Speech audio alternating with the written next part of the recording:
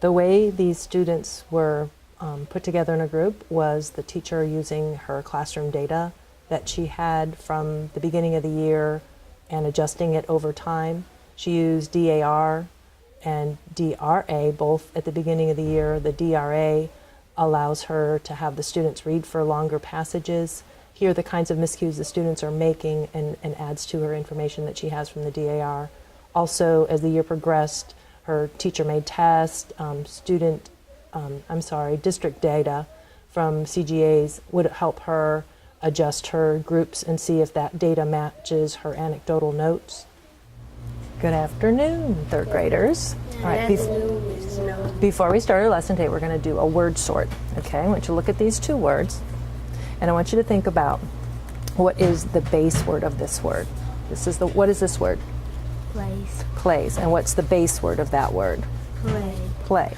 And what's this word? Cities. And what's the base word of cities? City. City. All right. So what we're going to do is we're going to sort these words, and I want you to, I'm going to give you a word, all right? Give you each a couple words, and I want you to put it in the right group. It either is going to be like plays, or it's going to be like cities. Babies. Okay? Where does it go? Cities. Okay. What's the base word of babies? Baby. Baby. And is baby like city, or is baby like play? Baby like city. Right. It ends with a B and a Y, which is a consonant with a Y. Okay, so that might help you. Think about what's next to the Y. All right, put another one of your words up there. Tyra. Delays. Delays. All right, where do you think that one goes? All right. Play. It's like play. What's the base word of delays? Delay. Delay. All right. I'm going to put another one up there. What do you got? Destroys. Okay, where's that one go? All right, you got it. And where's your last word go? Over here. All right, and what's the base word of fireflies? Firefly. Firefly. All right, you ready to give it a try? Ja'Cory, where do you think your words go? You already got yours sorted in front of you, don't you? All right, what do you have? Candies. Candies, and what else? What else goes in this row? Ladies. And what are candies and ladies? What is the base word of those two words? Candy and lady. Candy and lady, okay. And they end like city, don't they? But they don't end like play, okay. But those do, all right. So what are these two words? Turkeys and trays. Turkeys and trays. And what is turkey and trays? What are the base words? Turkey and tray. Turkey and tray. Okay, let's go ahead and put them over here. Good. Right. So now we have berries. What's the base word of berries? Berry. Berry. And what's the base word of parties? Party. Party. And what's the last letter in each one of these words? When we just look at the base word, they end with the letter Y. Now, what's the last letter of plays when we look at plays without the S? Y. Ends with a Y. So what's the trick? You have to look at what's next to the Y. Consonant, cities has a consonant plus a Y, and play has a vowel plus a Y. Now, we're not working on spelling here, but the reason I picked these words, sometimes these words look tricky when we're reading. And when you're reading today and any other time you're reading and you look at a word that has an ending added on it, you want to think about what is the base word. So I kept asking you that today, didn't I? What is the base word? What's the base word of families? Family. Family. And so what would the last letter be if you had to write family? Y. A Y. So then when we see it in a book, we're not going to see family Y-S, we're going to see family I-E-S. So that might, think about that today. So that might be some of how the words work in our reading today. Right. This book is called Wilma Unlimited. I want you to look at the title, and there's some more title underneath the beginning title. I want you to look at the whole title and the front of the book, and I want you to think about, what do you think we're going to be reading today as we read this book? About the world's fastest woman. Take about 30 seconds to think about it. What do you think this text might be about? All right, go ahead and talk to each other about what you think you're going to be reading about today. I think it's going to be about a lady that she's really fast and her name is Wilma, and I think she's the fastest world swimmer. I think this is going to be about this lady named Wilma Rudolph and how she became the world's fastest woman. Okay, so I heard you guys talk a lot about this second part that says how Wilma Rudolph became the world's fastest runner. There's another word in the title that's really important to our lesson today. What's next? What's the word next to her name, Wilma? Unlimited. Unlimited. All right. What's the base word of unlimited? Unlimited. Say it without any prefixes or suffixes on it. Limit. Limit. Okay, so if I put a limit on you, what am I doing to you? You just giving me like a few more chances. Not giving you a lot of chances. I like the way you use the word chances. What if I say it's unlimited? You're not giving us no chances. I'm not giving Not you. that many. If I say your chances are unlimited, It's not literally. It's just like a bunch of them. a bunch, you can have as many tries as you would can't like stop. without even stopping. Okay, so if we think of Wilma being unlimited, this story is about Wilma overcoming odds because she is unlimited. She doesn't let anybody stop her. Okay, so in this story, we're going to be talking about overcoming odds. Now, I'm not talking about odd numbers or odd that means strange. When you overcome odds, it's like you do something that probably a lot of people thought you couldn't do. For example, you might know some people who are shy. And imagine a person who's shy getting up in front of the whole school and giving a speech. Would that be against the odds?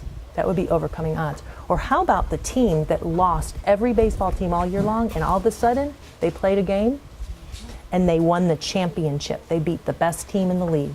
Would that be overcoming odds? They kept practicing. They kept practicing. You're already thinking ahead about how could that happen. All right. So what are some things that, can you give me another example about overcoming odds?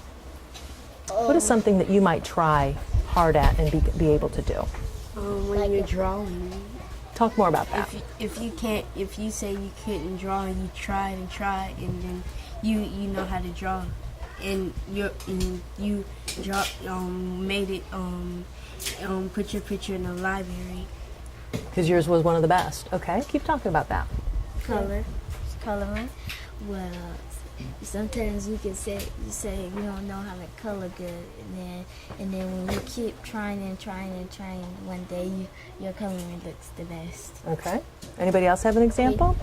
If you like playing the game and then you try to, there's one person who you try to beat every single time, and then you lose every time until you finally try your best, and then you end up beating a person in the game. And in order to beat them, you can't give up, right? Yes. Do you have an example you'd like to share? Like if if you play basketball like a game like Jacoy said, and you can't never make the hoops, but you keep trying and you finally make like at least three in a row. Not just make a shot, but you make 3 in a row. Okay, so we're talking about that.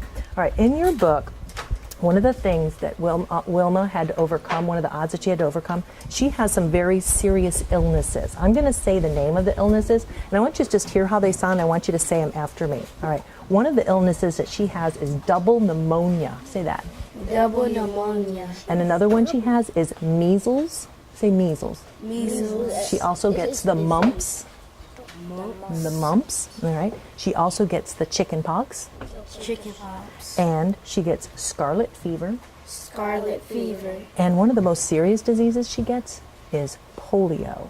Polio. Okay, so that's a lot of diseases that she gets. All right, and also she's not around anymore. She lived a long time ago during the civil rights movement. So this happened like in the 1940s and the 1950s is what we're going to be reading about today. So think about some things are going to come up in the text. They're going to make you think about, that's different than it is today. All right, so this happened before you guys were around, and before a lot of your parents were around. There might be some words in here that are longer, okay, and you've probably heard them before.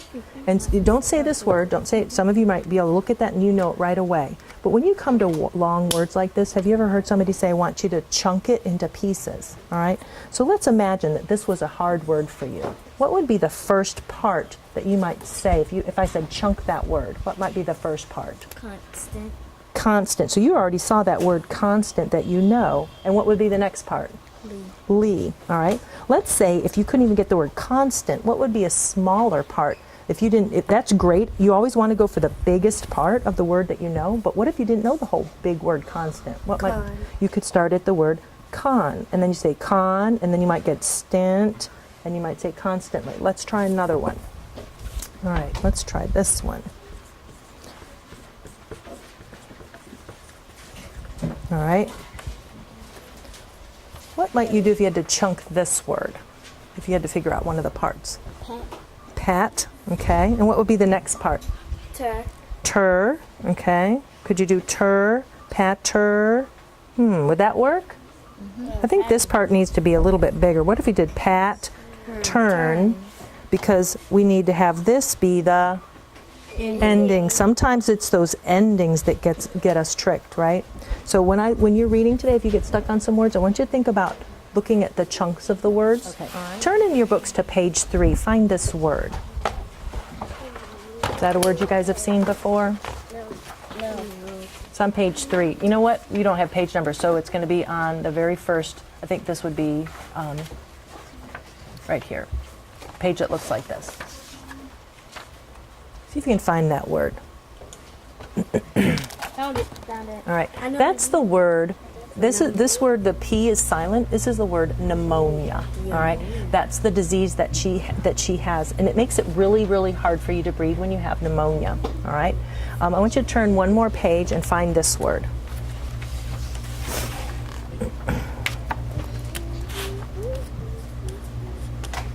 Have you seen that word before? Nope. Find that on this next page. See if you can find what it looks like in the text. All right. Did you find that word polio? Yes. All right. That's a disease that makes it hard for you to walk. It damages the muscles in your legs, and so it makes your feet turn in kind of funny.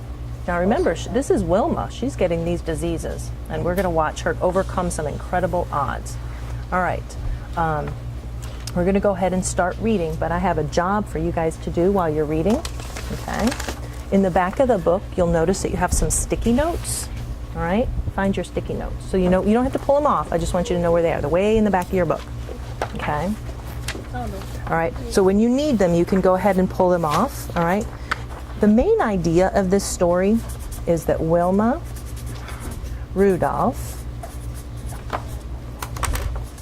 overcame incredible odds. And I saw you guys playing a game right before you came over here this morning or this afternoon, and your teacher asked you a question. What do you call something that supports the main idea? The details. The details. All right. So your job today while you're reading, I want you to find 2 details that support the idea that Wilma Rudolph overcame incredible odds, and write your details on the sticky notes, okay? So you're going to read to yourself. And I put a tab in here. You're just going to read until you get to the tab. Okay, so that's where you're going to stop. If you get to the tab and you haven't written any details down, go ahead and write your details. You don't have to wait till you get there to write your details down. Okay, so as you're reading, think about this is the main idea. What are 2 details that support this main idea? Okay, so go ahead and start reading. All right, Peyton, let me hear you read a little bit. Start right at the beginning. Wilma did celebrate her first birthday, and everyone noticed that as soon as this girl could walk, she ran or jumped instead. She worried people though. She was always so small and sickly. If a brother or a sister had a cold, she got double pneumonia. If one of them had measles, Wilma got measles too, plus mumps and chicken pox. Her mother always nourished her at home. Doctors were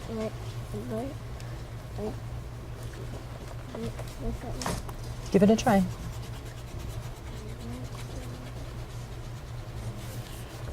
What's the first part?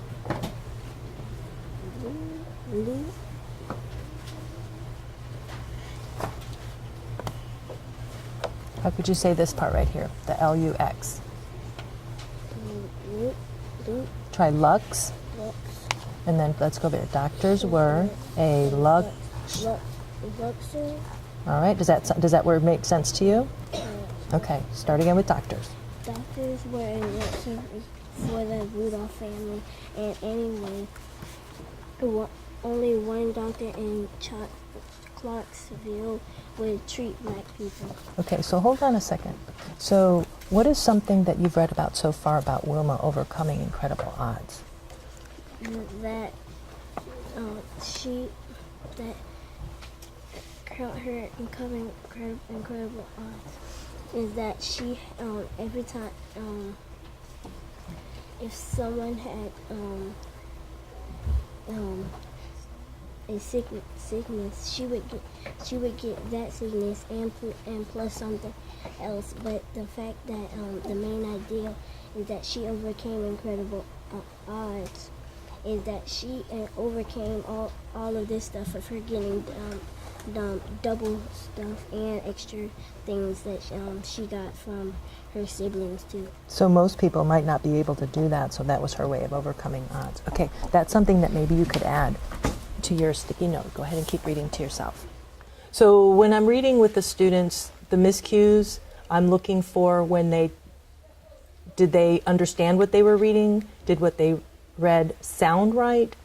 Or was their reading, were they just reading words? And sometimes their errors they might say a word like rod for road, which doesn't fit with the meaning, but it looks like it. So I'm always saying to myself, where in the reading process is it breaking down for the student? Are they a word caller, or are they a person who really slows down and in their minds and thinks about what's happening in the text to help them as they go through? So I'm thinking about the reading process, and I'm thinking about what that particular student is ready to learn next. Ja'Cory, what have you written so far on your sticky notes? Okay. Now you read that to me? No one expected a little girl to have a birthday. Okay, so why is that a detail that shows that she overcame an odds? Why did you put that one down?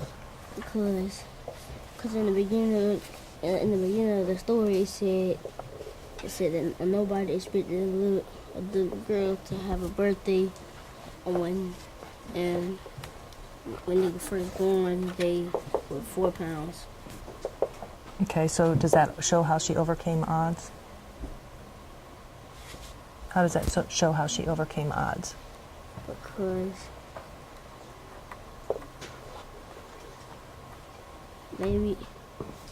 probably nobody else had in her family had been 4 pounds or they never had a birthday when they were first born, or she was the only one who was 4 pounds when she was first born. So when she was 4 pounds, I think what you're starting to say, nobody else, I heard you say nobody else, doesn't have to be somebody in your family, nobody else was born at 4 pounds and then had all those sicknesses and then lived till their first birthday, huh? So that was hard for her to survive all of that sickness. All right, let me hear you read a little bit. Wilma worked so hard at her exercises that the doctors decided she was ready for a heavy steel brace. With the brace supporting her leg, she didn't have to hop anymore. School was possible at last. Tyra, if you got up to the tab, would you go back and reread the first part? But It wasn't the happy place she had imagined. Her classmates made fun of her brace.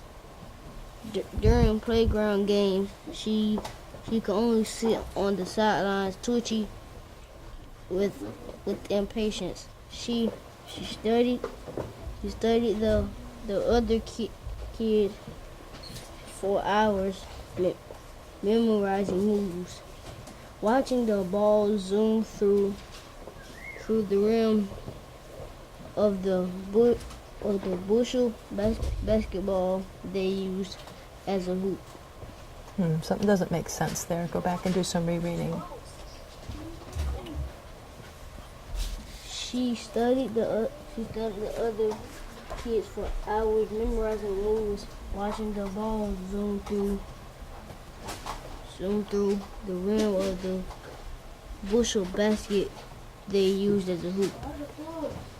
Wilma fought the... Okay, so what did you find the second time you read that? What was the problem? I thought when it said basket, I thought it said basketball. Yeah, but you can't use a basketball as a hoop, can you?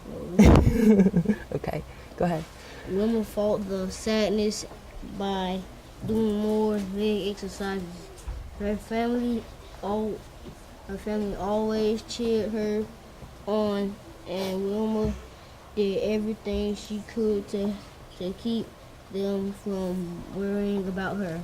At times, her leg really did seem to be getting stronger. Other times, it just hurt. Have you read up to the tab yet? No? Okay, go ahead and keep reading. Past it. All right, let me hear you read a part that you'd like to read. Whispers rippled throughout the gathering. Wilma Rudolph was walking. Row by row, heads turned toward her as she walked along down the alley. Her large family, all her family's friends, everyone from school. Each person started wide-eyed. The singing never stopped. It seemed to burst right through the walls and into the trees. Finally, Wilma reached a seat in the front and began singing too. Her smile trumpet.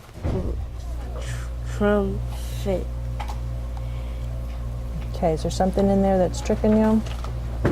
Okay. Remember we talked about chunking the words? Triumphant. And put it together. Triumphant.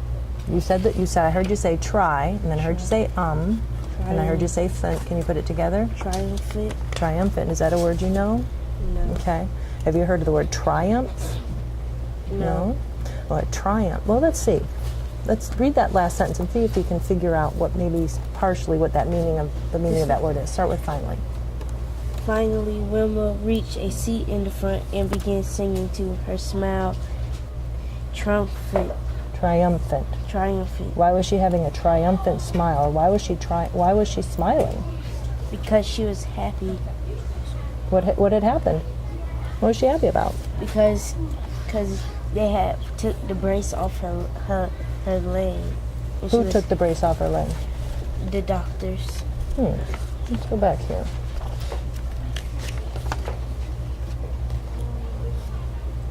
She had took it off. Where does it talk about her taking it off? It was a picture. Look on this right here. I think you might find something. She had took it off. Just scan this to yourself. I don't want you to read it out loud to me. I want you to scan on there and find the part where it comes off.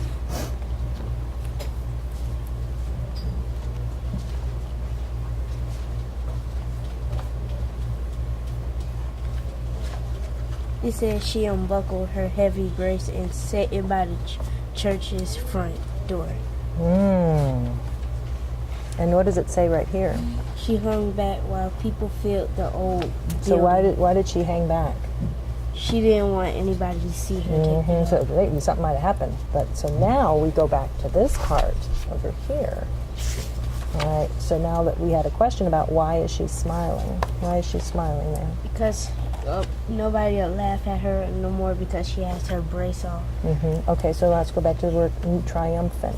Finally, Wilma reached a seat in front of her, began to sing. Her smile brightened. Oh, she would have not just a regular smile, right? She would have a very bright smile, like she has something to celebrate, right?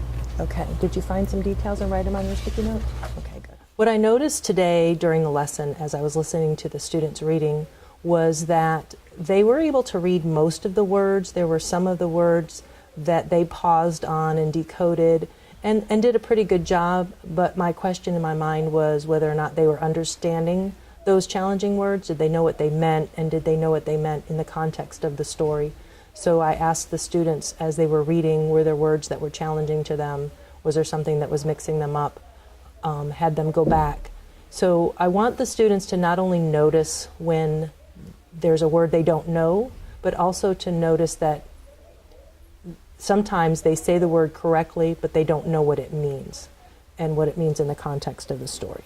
I would like you to have some conversation with each other about what you just read. What are you thinking about what you just read on the pages that you had time to read this afternoon? So go ahead and start talking to each other.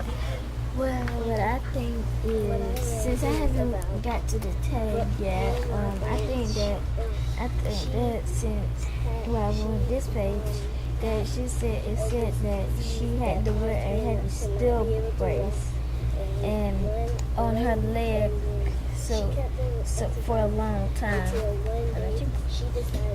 I think what I read into the tab, I think that she had all these illnesses, and then finally at the end she had to get a brace, but everybody was laughing. But now she had got it off, and it changed, and nobody laughing. Her smile brightened up. And lady Wilma, and she didn't want to brace anymore because people in school kept making fun of her. So then when she went to church, she took it off and she smiled, and her smile was like it wasn't a normal smile. It lit up and it was like it shined off the wall. And I was listening into what you said, and it seems like you have the gist of what happened. And I got to see a couple of your sticky notes. I'm going to let you share that in a minute. But one of the things I want to talk to you about, and I saw some really good reading work today. Sometimes you guys got stuck on a word, but then you stopped and you worked on it. And sometimes there were some words that you were able to pronounce, but you didn't know what they mean. Okay? So when you come to a word that something you're reading and you're like, that doesn't make sense, or I'm not sure if I read that right, that means that you're doing some good thinking when you read. But I did notice you guys do some stopping and fixing up and wondering about, did I read that right? So I was reading with somebody, and we got to this word. This was one of those words that you have to chunk. Okay? All right? That's a long word, isn't it? All right? And I heard somebody say, they said the try part, and then they said the umph part, and they said the ent part, and they said the lee part, and they were like try, umph, ent, lee, and they were trying to put it all together. And they kind of said it okay. What if you can't pronounce the word altogether? It's okay if you can't say it, but you need to think about what does it mean. So what are you going to do? When you come to words like this, you kind of know how to say it, not quite, and you don't know what it means. What can you do? What can you do? You could go back in the story and look at the sentence before the word. Read the sentence before the word. What else? You could try to break up the easiest part that you know, and then try to read it. All right. So you're looking at the parts and you're looking back at the sentence.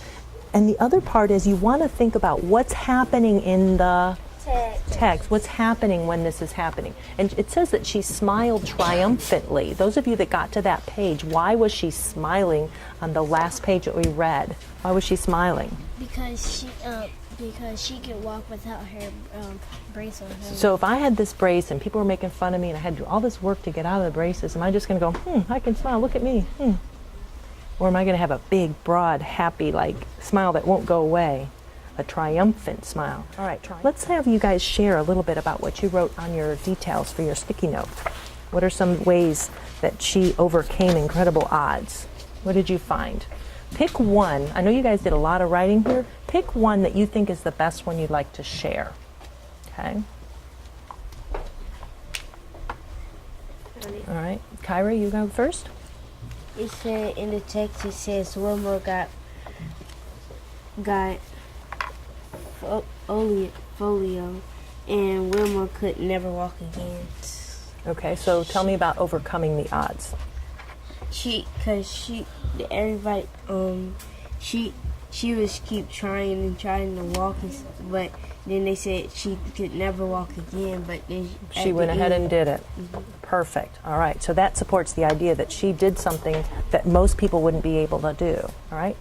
Mine is some like a motto, but what mine says is that Wilma got sick from siblings, but not also what she got. What they had, she got something worse. But then after she did that,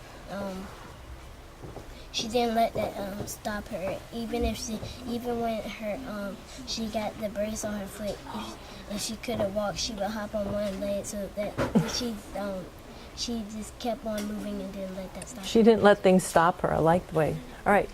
Today we set out to think about what did Wilma do to overcome incredible odds. She did some really hard things in her life, didn't she? And I heard somebody talk earlier when I was reading to you about the exercises that she had to do. She was doing all these exercises to make herself get better, right? Do you remember reading about that part? All right, one more point. So I have one more thing for you guys to do, but you're not going to do it here at the table, all right? I have a question for you to do. I want you to go ahead and finish reading the book on your own, all right? And then I want you to answer this question that says, how did Wilma's family contribute to her overcoming incredible odds? Because we talked about how did she do it, but she had some help from her family. So I want you to write down some evidence from the text to support your answer, okay? And there's a place for your name and the date at the top. As I'm observing the students during the reading of the text, I want to see what are they going to do. Sometimes your inclination is as soon as they make an error to intervene and to get them to fix the error. But my focus when I'm observing them is to say, okay, are they going to notice that something wasn't right? When they get down to the bottom of the page or the end of the sentence, are they going to do some fixing up? So I record that and I'll write down the miscues that they might have made, or some comments about how their reading sounded as far as fluency goes. And then when we get done with a certain section of the page or to the bottom of the page, I will ask them, you know, was there a tricky part, or what do they understand about what they read, so that I can get into their understanding of it and not just my guess at what they're thinking about. And if there's a marked error, such as one that might interfere with their comprehension, then I'll take them to that error and say, read this part again, so that I can have them notice for themselves that there was a problem with their reading. As I was picking the book for this lesson today, I was trying to find a book that would lift the level of text that the students would be able to read on their own. They had been reading with me in previous lessons based on their teacher's recommendation about a level N. And when I read the level N with them, I didn't see a lot of errors in their words. I did see some problems with their comprehension, but it wasn't egregious errors that would be like, oh, I'm not ready to move them up a level. So when I picked this book, I was trying to pick something more like a P or a Q, and that is what this Wilma Unlimited text was. And I think it was a good fit for them because it let me see what do they do when they come to words that they're not able to pronounce right away.